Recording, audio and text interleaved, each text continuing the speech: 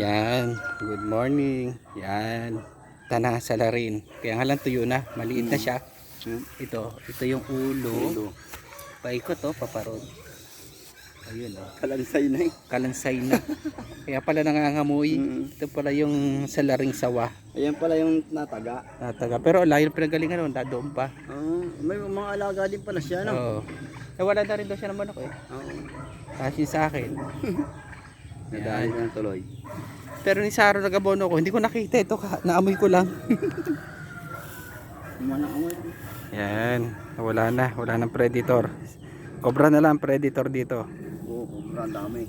Ito si Limar. Siya magpuputol ng ng bakod.